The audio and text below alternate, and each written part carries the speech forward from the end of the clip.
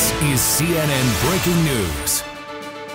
And we are starting this hour with breaking news on that dangerous rescue mission in Thailand to save a youth soccer team and their coach trapped in a cave.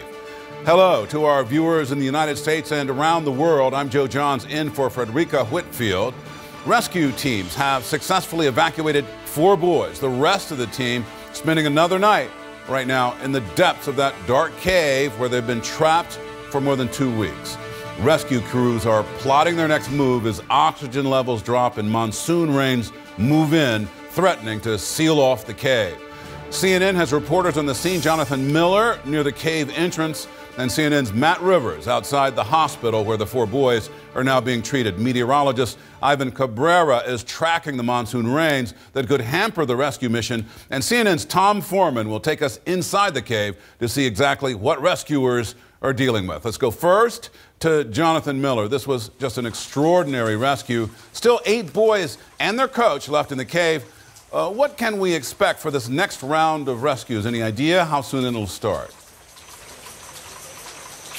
Well, the governor of Chiang Rai province, who's done a remarkable job, frankly, over the past 2 weeks, shepherding this whole operation, overseeing it and getting the consent of the families to order the extraction of the boys today. He said tonight that there would be a bit of a hiatus, a little break of about between 10 and 20 hours, he said, before the second phase of the extraction could start. He said that this was because they needed to replace oxygen tanks down below. They'd all been used up, he said, which is extraordinary given the fact that they've spent days pre-positioning these tanks down there. But it's obviously an oxygen-heavy operation. We knew that oxygen levels in the cave system had been depleted. Now, the euphoria surrounding the extraction of the 4 boys today is tempered by palpable tensions over the remaining 8 boys and their coach. The extraction will probably take place by about late afternoon tomorrow, and they will come out the way the others came out, which is involving a dive along several sections of the cave. And as you might be able to tell from looking behind me here, it's been raining here heavily. And it's a foretaste probably of the even heavier monsoon rains to come. So the pressure is on. The governor has described this as a war against water and a race against time. So, Jonathan, they brought 4 out today. And if they use the same number of people, do we presume that when they go back, they're going to bring 4 more out and then have another hiatus, or they're going to try to bring out all 8 at once? No, well, you know, things change. The situation is fluid, and I think the plans may change because of this extremely heavy rain. I mean, it's been raining for hours here now, and, you know, it's a huge catchment area, and as the water pours into that, you know, it's funneled it down into that cavern system, so goodness knows how quickly that water table can rise, and the pumps find it very hard to take that water out quickly enough. It will be the same sort of extraction process, though. What we know the initial plan involved was that, unlike the first 4, the next groups will be 3 at a time. So 3, 3, 3, and that'll get them all out, including the coach. And I think, you know, the way they're doing it is to have a diver in front and a diver behind each boy. The front diver carrying the compressed air cylinder for the boy behind, who's tethered to him, leading him out along a dive line, a wire that is connecting them out and leading them towards the exit. So the operation will be similar, just whether it follows the initial plan isn't clear just now.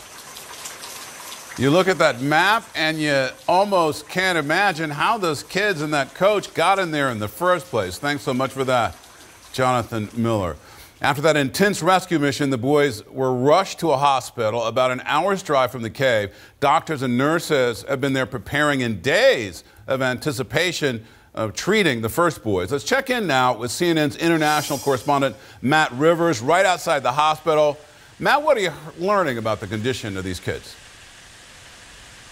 Yeah, Joe, authorities keeping the status of the conditions pretty close to the vest at this point. We don't really know anything about how these boys are doing, other than the fact of what we can glean, given that they managed to get out of that cave. Live? I mean, what you heard Jonathan just report there will tell you is that it's very difficult. It was a physically strenuous process. How much that took out of them, we don't really know, but they were able to do that, and so that, of course, is an encouraging sign. But still, as you would imagine, these boys taken here to the hospital, they're going to be given the utmost care. Like you mentioned, medical personnel had been planning for this for a long time now, making sure that they were prepared for any possible symptoms, any illnesses that these boys could come in here with. We saw each ambulance drive by one after one. Each boy had his own ambulance. We've seen some recent footage coming out from the Thai Navy, which actually shows some of the boys being loaded into the ambulances without actually showing the boys. They're really keeping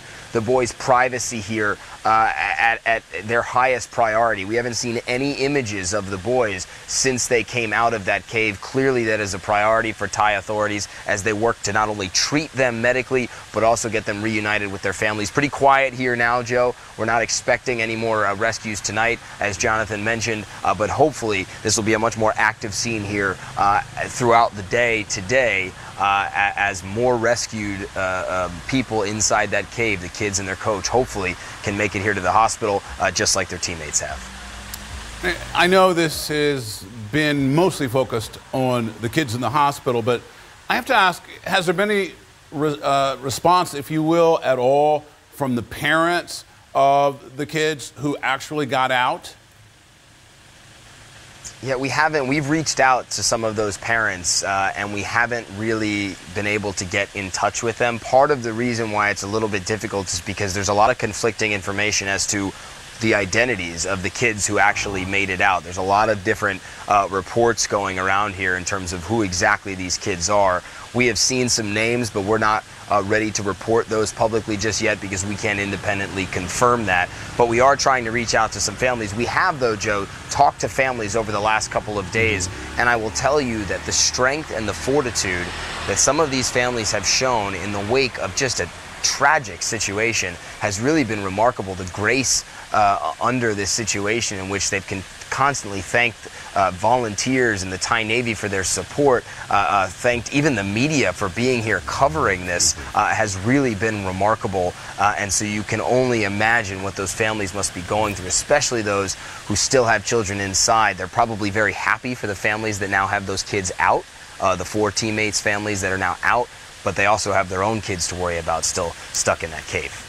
They sure have been real troopers, haven't they? The ability to stay positive through all of this is pretty incredible, because I know as a parent, I'd be pretty freaked out right about now. Thanks so much for that, Matt Rivers.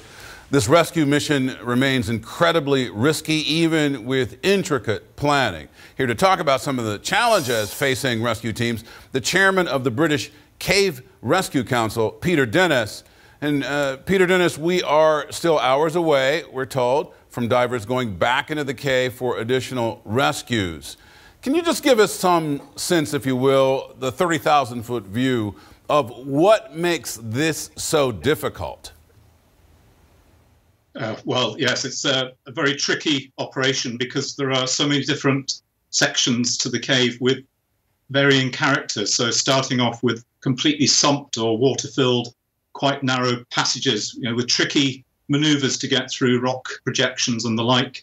Later on, there are deep water river sections with airspace. And even once they get beyond the diver-assisted part of the cave, there are some tricky sections that have had to be rigged, I think, not least by some of the US contingent present on site, so that these lads can be guided up over the rock with rope security to get them out to the cave entrance. Right, so we've got the lines. The other question, I think, that comes up here is about communications and how important it would be at all. There's been some reporting from Wired.com that Hayphones, H-E-Y-P-H-O-N-E-S, which are old-style technology, about 2 decades, have been flown in from London, as a matter of fact, and used there because there's such low frequency that you can communicate through stone. Do you know anything about hayphones, and do you know if some of the British divers who are there might be familiar with that technology?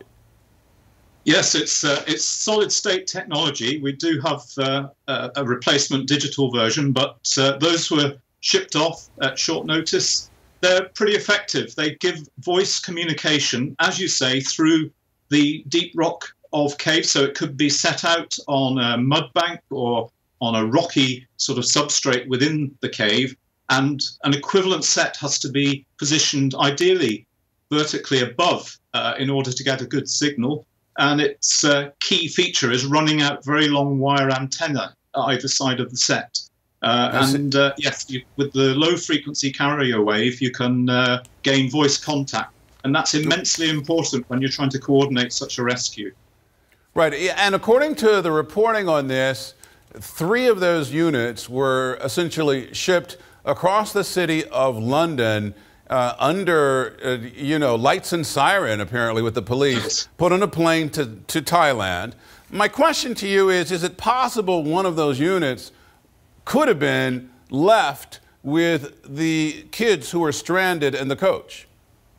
I think that would be a plan, is to have one set there, but it needs to be relayed through. I think from that position, the signal would need to go horizontally to one set up in a drier section further out of the cave so that it could relay through to the surface set, because that's so deep underground and so tricky. But yes, in theory, I'm not absolutely clear, but that was the plan if one actually reached the chamber where they're sitting.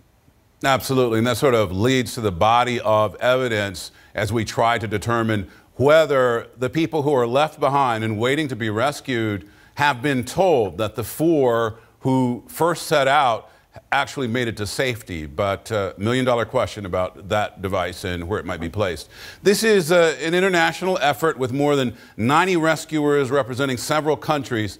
What experience do you think, especially the British divers, bring to this area of world? Tell me a little bit about the kind of experience they have that might be useful in this setting in Thailand. Well, in the case of Rick Stanton, his CV is pretty impressive in terms of rescues he's been called in to assist with, and his record speaks for itself. But there's a history of British diving. We have these fairly small channeled caves with grotty brown-coloured water, and it sounds perverse, but there is actually a sport that has pursued exploration in those conditions for many decades. So that's really the key to the useful and relevant skills that some of these cave divers take over to Thailand because of the turbulent water, lots of sediment, poor visibility. And it's the techniques to safely negotiate those kinds of channels that they're really able to bring to the party and help in terms of assisting the Thai authorities with this cave rescue. Absolutely. Having done just a bit of cave diving myself, I can tell you it's a little scary sometimes. Thanks so much for that, Peter Dennis.